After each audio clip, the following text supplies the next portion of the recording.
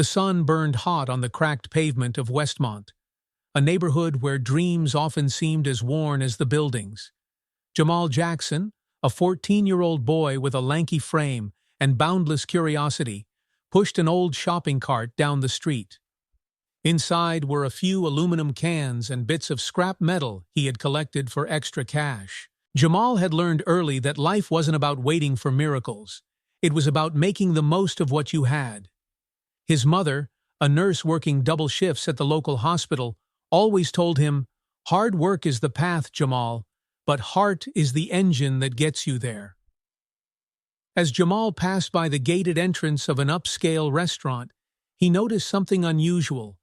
A sleek, cherry-red Lamborghini Aventador gleamed in the afternoon sun, its beauty drawing the eyes of passers-by. But what caught Jamal's attention wasn't just the car. It was the man standing nearby. Dressed in a tailored suit, the man exuded wealth and confidence, laughing into his phone as he held a leather briefcase. Jamal didn't recognize him, but he figured this had to be someone important. Then, out of the corner of his eye, Jamal noticed something strange. A man in a maintenance uniform crouched near the car. The man's movements were hurried, his glances darting left and right.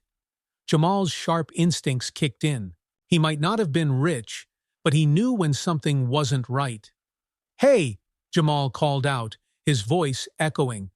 The man in the uniform froze, locking eyes with Jamal for a split second before dashing off, disappearing into a nearby alley. Jamal's heart raced, but he didn't hesitate. He abandoned his cart and sprinted toward the suited man. "Wait!" Jamal shouted, waving his arms. "Don't get in that car!" The man frowned, his phone still pressed to his ear. "What are you talking about, kid?" "Beat it," he said dismissively. "I'm serious," Jamal pleaded. "Someone messed with your car, underneath, near the back." The man hesitated, his brow furrowing. Just then, a valet came over, handing the man his car keys. "Sir, is everything okay?" Jamal stepped forward, his voice trembling with urgency. "Please, I saw someone tampering with it. You gotta check it out before you drive." The man sighed, clearly skeptical, but something about Jamal's tone made him pause. He motioned for the valet to inspect the car. Moments later, the valet emerged, his face pale. "Sir," he said shakily, "the brake lines, they've been cut."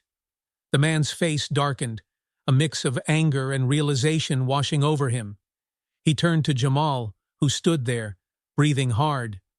"You saved my life," the man said quietly, his eyes locking onto Jamal's.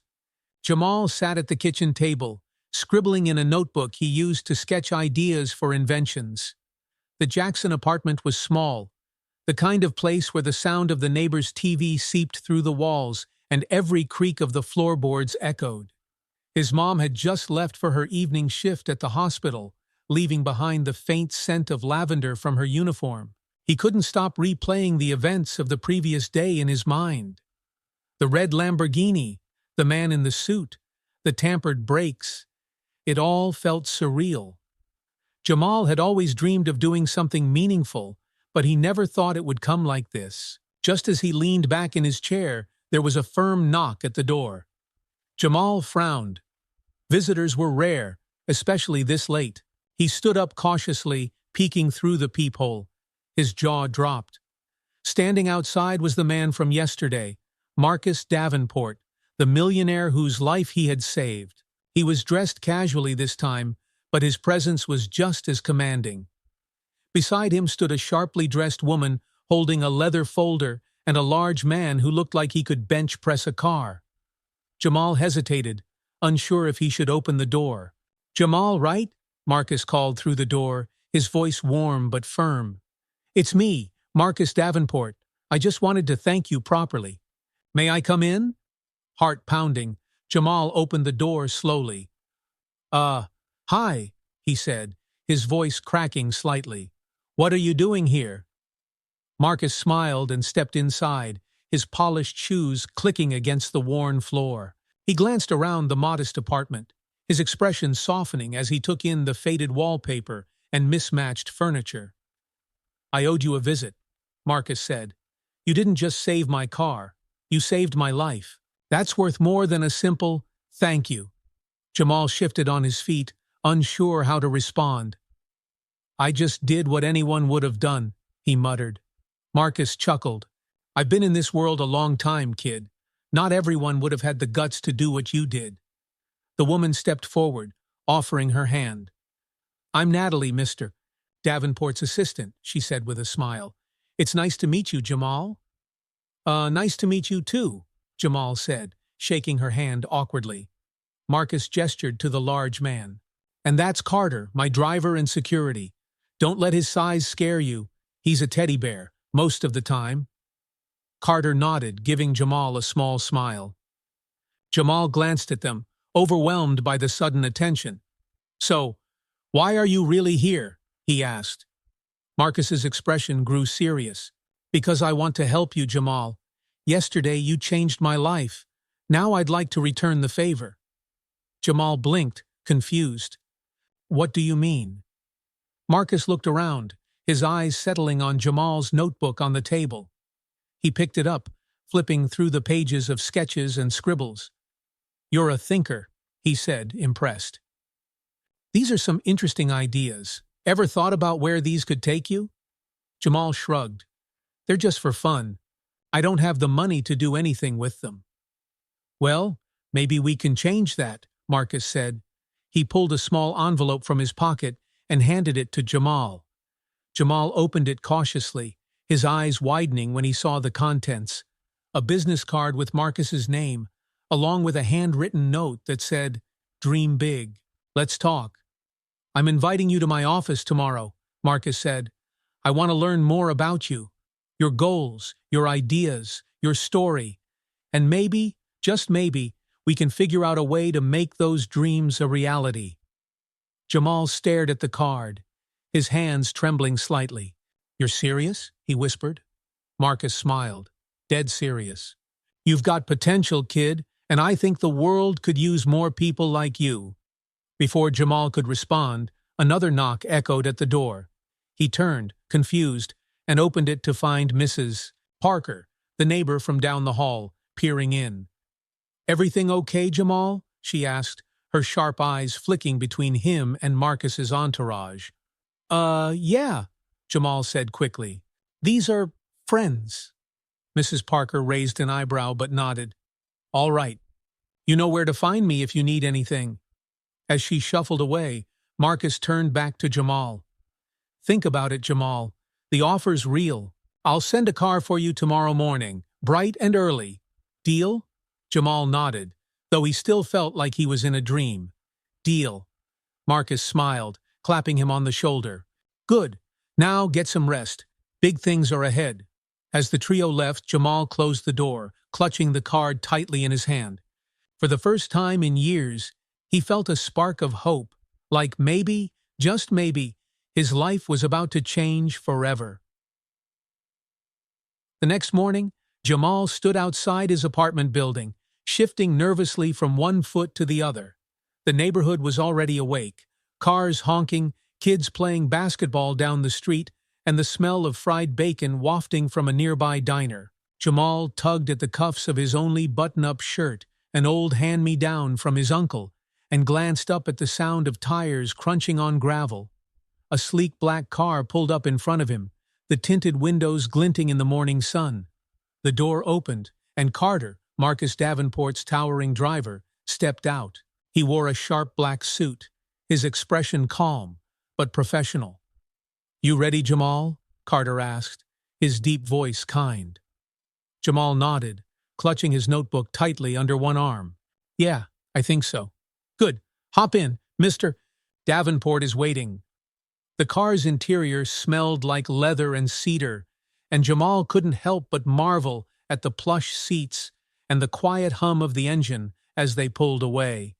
He stared out the window, watching the city flash by. For a kid who'd barely been outside his neighborhood, every skyscraper and storefront felt like a glimpse into another world. When they finally arrived, Jamal's jaw dropped. Marcus's office wasn't just an office, it was an entire building. The glass skyscraper towered above him, shimmering in the sunlight. As Carter led him inside, Jamal felt like he'd stepped into a movie. The lobby was massive, with marble floors, towering plants, and a receptionist who smiled warmly as they passed. "Right this way," Carter said, guiding Jamal into a private elevator. The ride up was silent, except for the faint hum of the elevator. Jamal's palms were sweaty as he clutched his notebook. "What am I even doing here?" he thought. "This is way out of my league."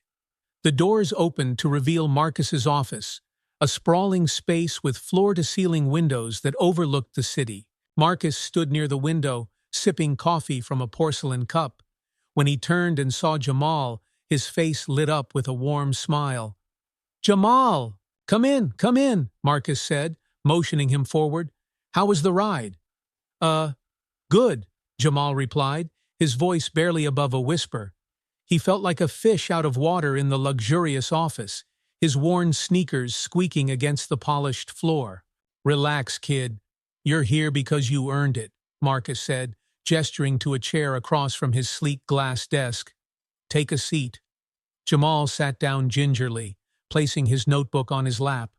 Marcus took a seat as well, folding his hands on the desk.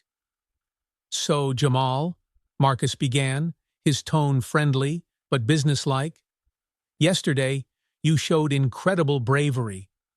Most people wouldn't have said anything, let alone run toward danger the way you did. That's not something I see every day." Jamal shrugged, looking down. I couldn't let you get hurt.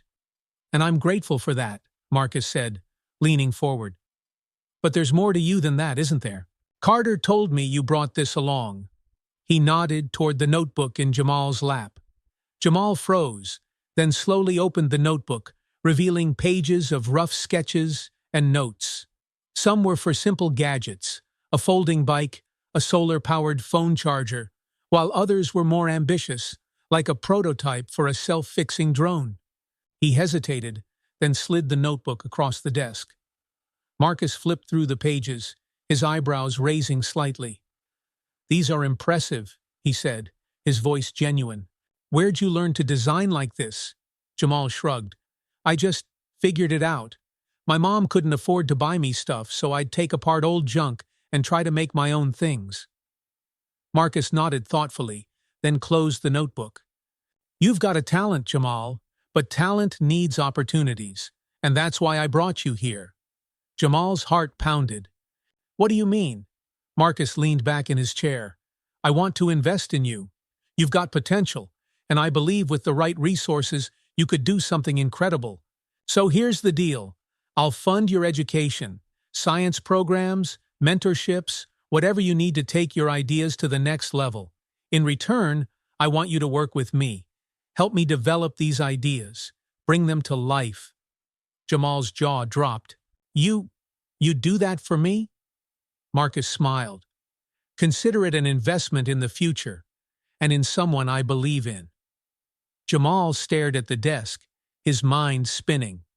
This was more than he'd ever dared to dream. He thought about his mom, her tired face as she left for work every day. He thought about the people in his neighborhood who believed the world didn't care about them. And he thought about himself, the boy who'd always wanted to prove he was worth something. I don't know what to say," Jamal stammered. Marcus chuckled. "Say yes, Jamal. That's all I need." Jamal looked up, meeting Marcus's gaze.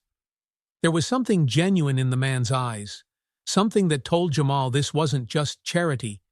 It was a chance to change his life. "Yes," Jamal said, his voice steady. "I'll do it." Marcus grinned, extending his hand. "Welcome to the team." Jamal shook his hand, a wave of excitement and nervousness washing over him. For the first time in his life, the future didn't seem like a distant dream. It felt real, tangible, and within reach. The next week passed in a blur for Jamal. His life, once limited to the few square blocks of his neighborhood, now felt like it was expanding at a dizzying pace. Marcus Davenport had sent over a sleek laptop, a stack of books on engineering and design, and a schedule packed with mentorship sessions and site visits. Jamal's mother, though overwhelmed by the sudden change, watched her son with a pride that made her eyes glisten. "Jamal, baby," she said one morning as he prepared for another day, "you've always been smart, but now it feels like the world is finally seeing it too." Jamal smiled, hugging her tightly. "Thanks, Mom. I'll make you proud." That afternoon, Jamal found himself standing in front of Davenport Enterprises, Marcus's sprawling innovation hub. The building buzzed with energy. Workers moved briskly between labs and conference rooms, and the hum of cutting-edge machinery filled the air. Carter escorted him through security, giving him a reassuring nod. "You're gonna like this place," Carter said. "Lots of folks like you. Big ideas and hungry to make them happen."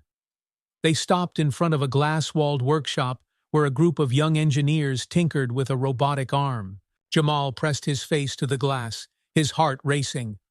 "This is where I belong," he thought. Inside, Marcus was waiting. He waved Jamal in, greeting him with a firm handshake. "Welcome to your new playground," Marcus said, gesturing to the sprawling workspace. "This is where ideas become reality."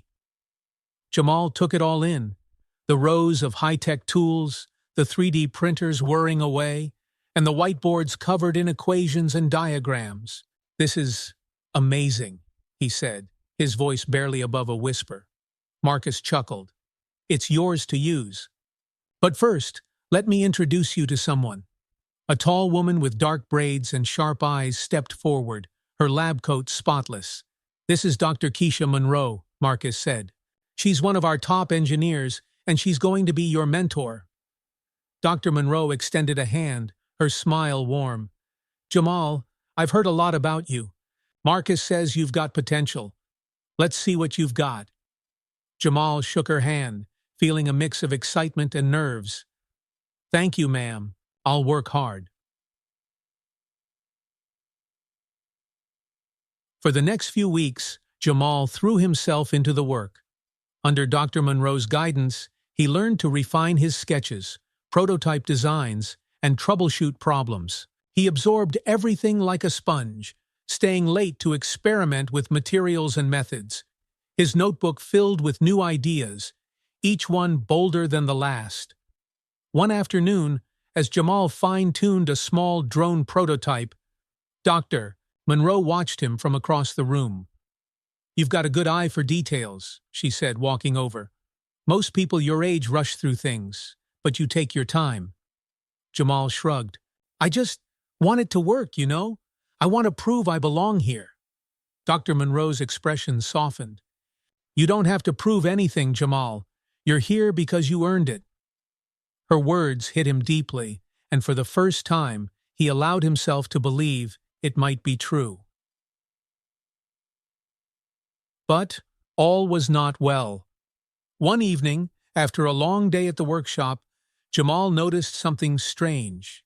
He was walking past one of the high-security labs when he heard voices, a heated argument coming from behind a closed door. He recognized Marcus's voice, low and tense. "This isn't what we agreed on," Marcus said. A second voice, colder and unfamiliar, replied, "You knew what you were getting into, Marcus. Don't forget who helped you get here." Jamal froze, his curiosity piqued. He inched closer, straining to hear more, but the voices stopped abruptly. A moment later, the door opened, and a man in a dark suit stepped out, his sharp features and piercing eyes giving him an air of authority. He spotted Jamal immediately, his gaze narrowing. "What are you doing here?" the man asked, his tone icy. I was just leaving," Jamal stammered, backing away quickly. The man watched him go, his expression unreadable. Jamal hurried down the hall, his mind racing. What was that about, he wondered. He couldn't shake the feeling that something wasn't quite right. A warning. The next day, Jamal confronted Marcus during a break in their session. "Mr. Davenport," Jamal began hesitantly, "who was that guy I saw last night? The one in the suit?" Marcus's smile faltered slightly, but he recovered quickly. "Oh, him. Just a business associate. Nothing for you to worry about." Jamal nodded, but the answer didn't sit right with him. There was something in Marcus's tone, a hint of unease that Jamal couldn't ignore. As the weeks went on, Jamal's success in the workshop continued to grow, but so did his unease. The man in the suit began appearing more frequently, always lurking in the shadows of Marcus's operations. And though Marcus remained supportive, Jamal couldn't shake the feeling that his mentor was carrying a burden he wasn't sharing. One night, as Jamal worked late on a new project, Dr. Monroe approached him. She placed a hand on his shoulder, her expression serious. "Jamal," she said quietly, "I need you to be careful. Not everyone in this building has your best interests at heart." Jamal looked up, alarmed. "What do you mean?" Dr. Monroe hesitated, glancing around to ensure they were alone. "Just trust your instincts, and if something doesn't feel right, don't ignore it." Her warning lingered in Jamal's mind as he packed up for the night. For the first time, he wondered if the dream Marcus had offered him might come with strings attached. Jamal couldn't ignore the warning from Dr. Monroe. Her words lingered in his mind as he lay in bed that night, staring at the cracked ceiling of his room. He thought about Marcus's tense conversation, the mysterious man in the suit, and the way Dr. Monroe had seemed genuinely concerned. "What am I getting myself into?" he wondered. But curiosity burned hotter than fear. Jamal knew he couldn't leave it alone. If something was wrong, he needed to know. The next day, Jamal arrived at Davenport Enterprises with a plan. He'd work as usual in the lab during the day, but after hours, he'd explore the building to see if he could uncover more about Marcus's business associate. He hated sneaking around, but his gut told him it was necessary. "Jamal, you're doing excellent work," Marcus said during a brief check-in that afternoon. "The drone prototype looks fantastic. I think we're ready to move into the next phase soon." Jamal forced a smile. "Thanks, Mr. Davenport. I'm learning a lot." Marcus grinned, clapping him on the shoulder. "Good. Keep it up, kid. You've got a bright future ahead." The sincerity in Marcus's voice made Jamal hesitate for a moment. He wanted to trust the man who had given him so much, but the shadows around him were growing harder to ignore. The first clue. That evening, when most of the staff had left, Jamal lingered in the workshop, pretending to organize tools. He kept an eye on the hall, waiting for the night security team to begin their rounds. Once the coast was clear, he slipped out of the lab and headed toward the restricted section of the building. He reached the high-security lab, where he had overheard Marcus's conversation days before. The glass doors were locked, but Jamal noticed a keypad near the entrance. He'd seen workers enter codes before, and though he didn't know the exact combination, he had a guess based on their finger movements. 4219. Holding his breath, Jamal entered the code. The door clicked open, and he stepped inside. The room was unlike anything he'd seen before. Unlike the open, collaborative spaces of the other labs, this one was cold and sterile. Rows of computers hummed quietly, their screens displaying schematics and data he couldn't decipher. In the center of the room stood a large, covered object. Jamal approached it cautiously, lifting the corner of the black tarp. His eyes widened. Beneath the tarp was a vehicle, not a car, but something sleeker, like a futuristic armored transport. The design was ominous, with reinforced panels and weapon mounts that gave it a menacing edge. "What is this?" Jamal whispered to himself. Before he could investigate further, a voice made him freeze. "You shouldn't be here." Caught, Jamal turned slowly, his heart pounding. It was the man in the suit, the same one he'd seen with Marcus before. "What are you doing here, kid?" the man asked, his tone icy. I was just curious," Jamal stammered, trying to keep his voice steady. The man stepped closer, his sharp features hardening. "Curiosity can get you into trouble. You don't belong in this part of the building." Before Jamal could respond, another voice cut through the tension. "Jamal." It was Marcus. He strode into the room, his face a mixture of shock and concern. "Marcus, "We need to talk about your boy here," the man in the suit said, gesturing toward Jamal. Marcus held up a hand. "I'll handle this, Robert. Leave us." The man hesitated, then nodded curtly and walked out, his glare lingering on Jamal as he left. Once they were alone, Marcus turned to Jamal, his expression unreadable. "Jamal, what are you doing in here?" Jamal swallowed hard. I wanted to know what's going on. I overheard you talking the other day, and Dr. Monroe said I should be careful. I thought maybe something was wrong." Marcus sighed, running a hand through his hair. For the first time, he looked tired, like the weight of the world was pressing down on him. "Jamal," he said softly, "there are things about my business that are complicated. Not everything I do is simple or easy to explain, but you have to trust me when I say I'm trying to make the world a better place." Jamal frowned. "Then why are there people like him, Robert? And why does this look like a weapon?" He gestured toward the armored vehicle. Marcus hesitated, then stepped closer, lowering his voice. "The truth is, some of the projects we work on here are defensive in nature. I've partnered with government contractors to develop technology that can save lives. That vehicle, for example, is designed to protect humanitarian workers in conflict zones." Jamal stared at him, trying to process the explanation. It made sense, but something about the way Marcus avoided meeting his eyes left a pit in his stomach. "Jamal," Marcus said firmly, placing a hand on his shoulder, "I need you to stay out of this lab. Focus on your work in the other areas. Can you promise me that?" Jamal nodded slowly. "Okay, Mr. Davenport." But as he left the room, escorted by Carter, his mind churned with questions. He couldn't shake the feeling that there was more to the story, something Marcus wasn't telling him. The buried truth. Over the next few days, Jamal tried to focus on his work, but his curiosity wouldn't let go.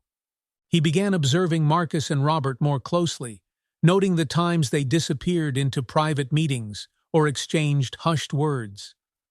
Late one evening, Jamal took a chance and searched the company's public database.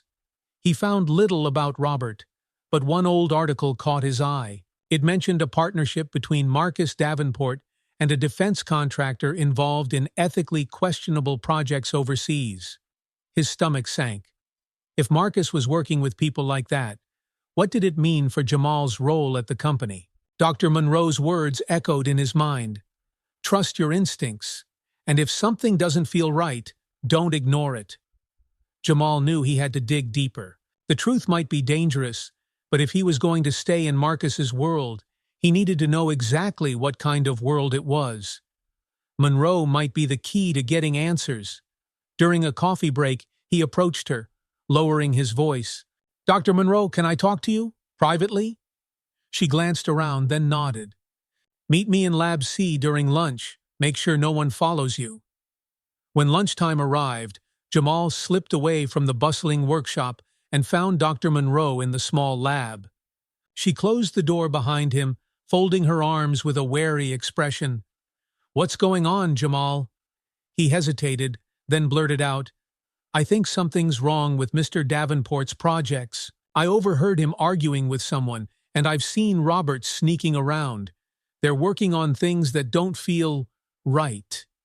Dr. Monroe's expression hardened, and she let out a slow sigh. "You're perceptive, Jamal.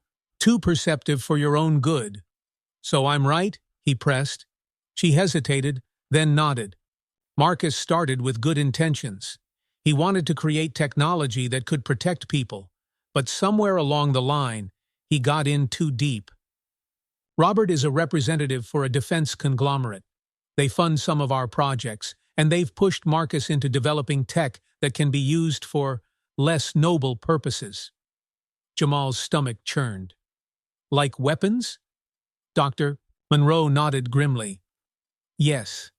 That armored vehicle you saw, it's not just for humanitarian workers. It's also being adapted for military use. And that's just the tip of the iceberg." Jamal's mind raced. Why doesn't Marcus stop them?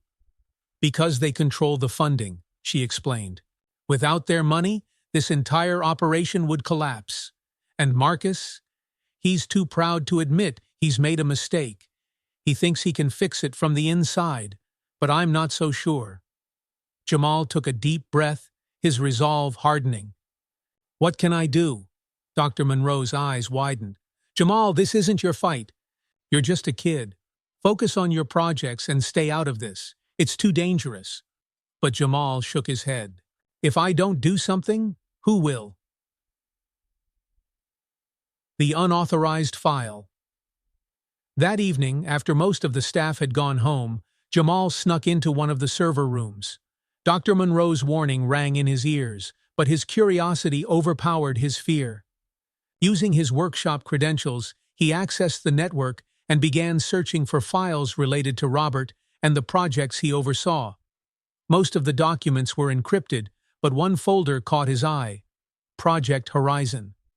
Jamal clicked on it, and his heart sank as diagrams and reports filled the screen. It wasn't just vehicles.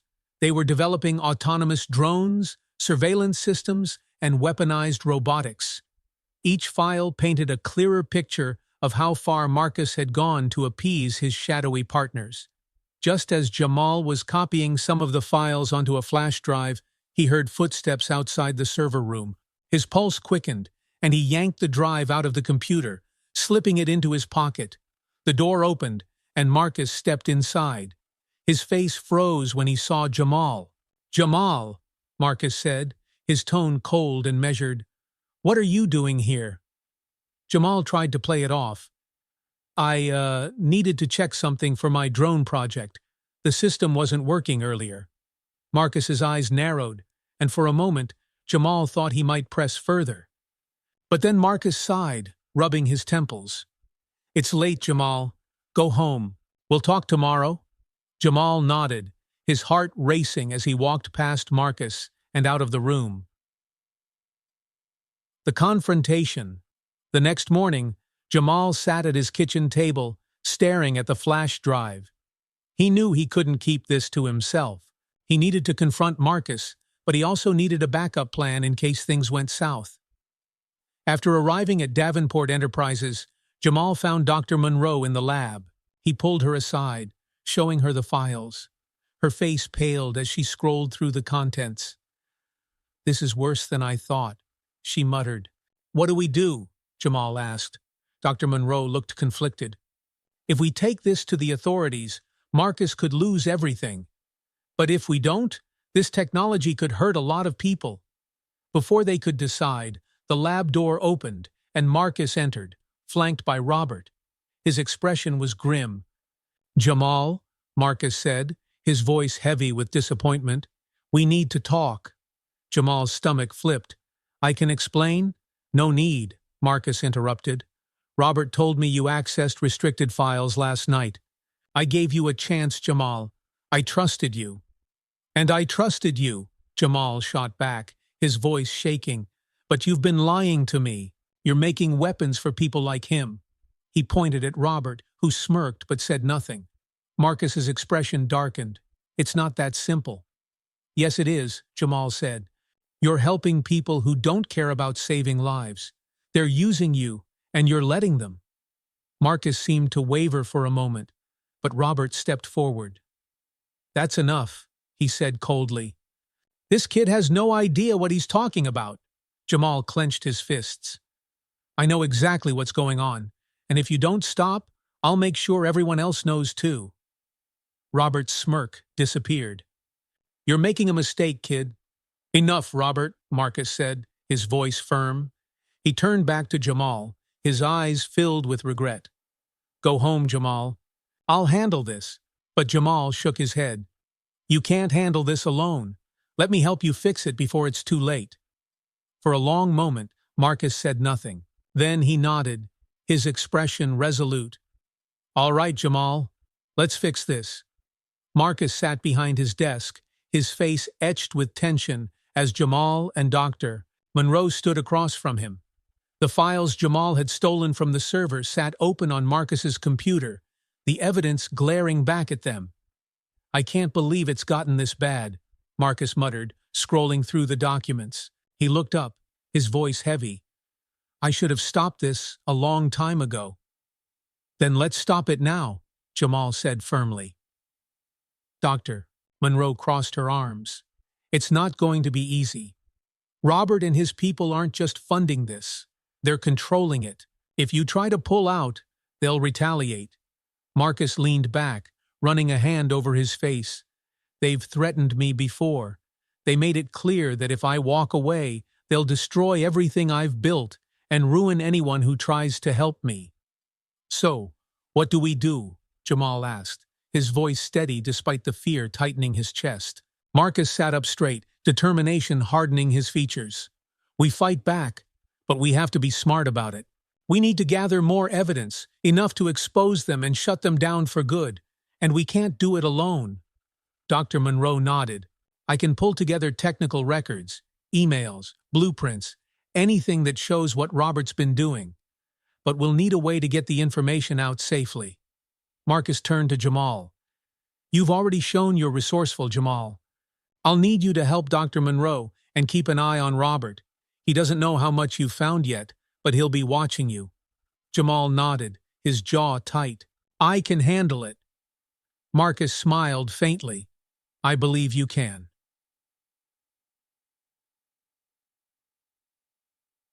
Gathering evidence over the next week, Jamal and Dr. Monroe worked tirelessly. Dr. Monroe combed through company records, uncovering contracts, invoices, and correspondence that tied Robert's defense conglomerate to shady deals.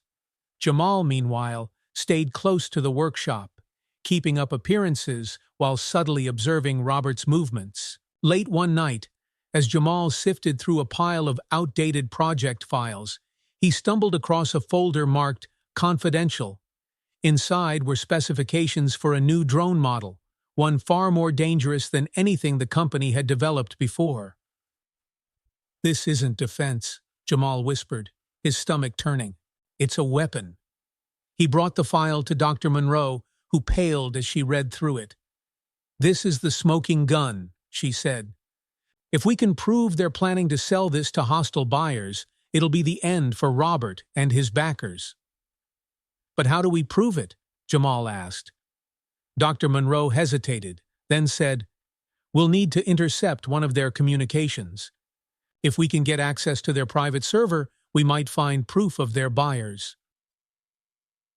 The break-in, the plan was set. Marcus arranged for a distraction during a high-profile meeting, giving Jamal and Dr. Monroe a window to access Robert's private office. On the night of the operation, Jamal's nerves were on edge as he waited for Marcus's signal. The building felt eerily quiet, the usual hum of activity replaced by the ticking of the clock in his head. Finally, Marcus's voice crackled through Jamal's earpiece.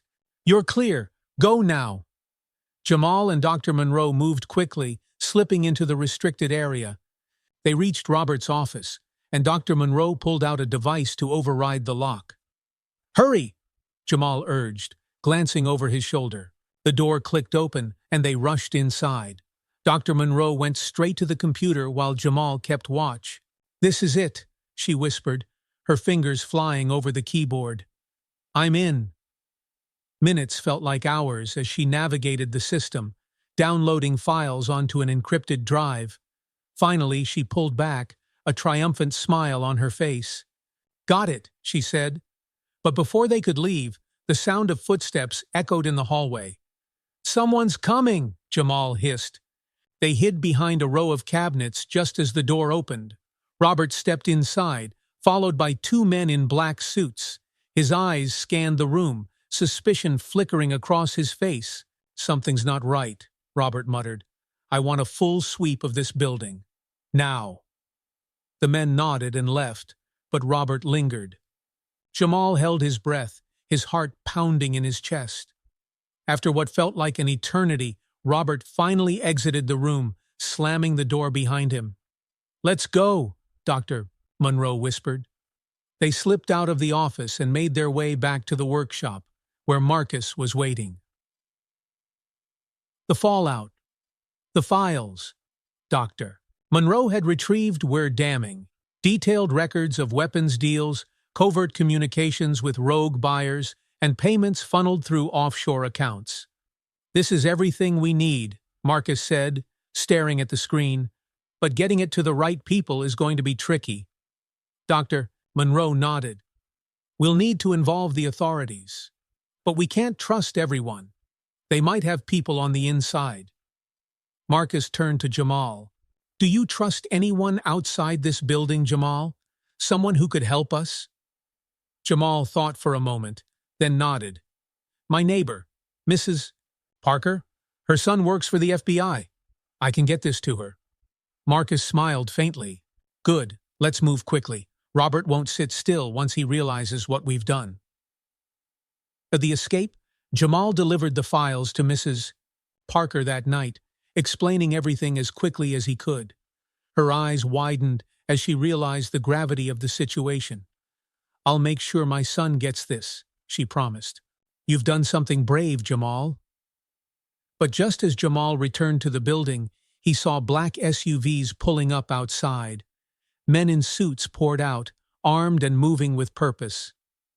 "They're here," Jamal whispered into his earpiece. "Get out now!" Marcus barked. Jamal sprinted back into the building, weaving through the halls as alarms blared.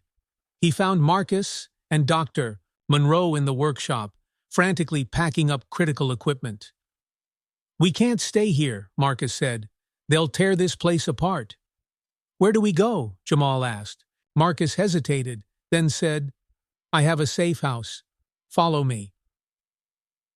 Chapter 8. Exposing the Truth. Preview. Jamal, Marcus, and Dr. Monroe flee to the safe house, where they prepare to release the evidence. As Robert closes in, they face one final confrontation that will determine the fate of Davenport Enterprises and their lives. Would you like me to continue with Chapter 8? The black SUV roared down the highway, its headlights slicing through the darkness. Marcus was behind the wheel, his jaw set as he navigated the empty roads. Beside him sat Dr. Monroe, clutching the encrypted drive containing the damning evidence against Robert. Jamal sat in the back seat, his heart pounding with a mix of fear and determination. "Are we safe here?" Jamal asked, glancing out the window at the shadowy outlines of trees whipping past. "For now," Marcus replied. "The safe house is an hour away, and it's off the grid. They won't find us easily, Doctor." Monroe turned to Jamal, her expression both serious and reassuring. "You've done more than enough, Jamal. Once we get to the safe house, we'll send the files to the FBI anonymously. This will be over soon." But Jamal wasn't so sure. He could feel the weight of the danger pressing on them, as though Robert's reach was just inches behind. The safe house. The safe house was a small cabin, hidden deep in the woods, surrounded by thick trees and silence. As they pulled up, Marcus killed the engine and led them inside. The interior was sparse but functional, a single room with a table, a few chairs, and an old computer setup. "This is where we make our stand," Marcus said, powering up the computer. "We'll upload the files to a secure server and contact the authorities." Jamal sat beside him, watching as Dr. Monroe plugged in the drive and began encrypting the files for transmission. The process was painfully slow, each percentage of progress feeling like an eternity. "What if they find us before we finish?" Jamal asked, his voice tight. "They won't," Marcus said, though his tone betrayed his uncertainty. Just then, the sound of tires crunching on gravel broke the silence. All three of them froze. "They're here," Dr. Monroe whispered. Marcus grabbed a small handgun from a drawer, his face grim. "Jamal, hide, now." Jamal didn't argue. He slipped behind a stack of crates in the corner, peeking out as Marcus and Dr. Monroe prepared to confront whoever was outside. The cabin door burst open, and Robert stepped in, flanked by two armed men. "Well, well," Robert said, his voice dripping with mockery. "I warned you, Marcus. You should have stayed in line." Marcus leveled the gun at him. "This ends tonight, Robert. We have the evidence. The authorities are already on their way. Robert smirked. Do you really think they'll get here in time? Or that they'll even care? People like me don't lose, Marcus. We make the rules. You don't make the truth, Dr. Monroe snapped. And the world is about to see who you really are. Robert's smirk faltered for a moment, but he quickly recovered. Take them, he ordered his men. As the armed men moved forward, Jamal acted on instinct. He grabbed a wrench from the crate beside him and hurled it at one of the men. The wrench struck him in the shoulder, causing him to stumble. The distraction was enough for Marcus to fire a warning shot, forcing the others to duck. Run! Marcus shouted. Jamal bolted toward the computer, his fingers flying over the keyboard to complete the upload. The progress bar inched closer to 100%, but the commotion behind him made his hands shake. Robert lunged toward the table, but Dr. Monroe tackled him, buying Jamal precious seconds. Almost there, Jamal muttered, his heart pounding. One of the armed men recovered and aimed his weapon at Jamal. Before he could fire, Marcus tackled him, knocking the gun away. The cabin erupted into chaos, but Jamal focused on the screen as the progress bar hit 100%. A confirmation message flashed. Files uploaded successfully. It's done, Jamal shouted. Adain sees either the final confrontation. Hearing Jamal's words, Robert's fury boiled over. He shoved Dr. Monroe aside and lunged at Jamal, grabbing him by the collar. You think you've won? Robert snarled, his grip tightening. This won't stop us. Jamal's fear turned to defiance. It'll stop you, he said, glaring into Robert's eyes. The truth is out now. Before Robert could respond, the distant wail of sirens filled the air. His grip loosened, and panic flickered across his face. Marcus stood, breathing heavily, but unbroken. It's over, Robert. Walk away now, or let the authorities drag you out. Robert scowled, then motioned to his men. We're leaving, he snapped. But this isn't over. As they retreated into the night, Jamal collapsed into a chair, his adrenaline fading. Marcus and Dr. Monroe joined him, their expressions a mix of relief and exhaustion. You did it, Jamal, Dr. Monroe said softly. You saved us. Marcus placed a hand on Jamal's shoulder. You're the bravest kid I've ever met. I owe you everything. Justice served. The following weeks brought a whirlwind of changes. The files Jamal had uploaded led to a federal investigation that exposed Robert's corruption and dismantled his organization. Marcus cooperated fully with the authorities, using the opportunity to rebuild Davenport Enterprises with transparency and integrity. Jamal, meanwhile, became something of a local hero. Reporters wanted his story, but he kept a low profile, focusing on his projects and spending time with his mom. One afternoon, Marcus visited Jamal's apartment, carrying a folder and a small box. I wanted to thank you properly, Marcus said, handing Jamal the box. Inside was a sleek smartwatch, customized with Marcus's company logo. And this, Marcus added, handing over the folder, is a scholarship, fully paid. You'll be attending the best engineering program in the state. Jamal's eyes widened. You're serious? Marcus smiled. You've earned it. You have a bright future ahead, Jamal, and I want to make sure you have every chance to reach it. The New Horizon. As Jamal stood on the balcony that evening, watching the city lights twinkle, he felt a sense of peace he hadn't known in years. He had faced danger, uncovered the truth, and emerged stronger. And now, the future stretched before him, limitless and filled with promise. Ready for dinner, Jamal? His mom called from inside.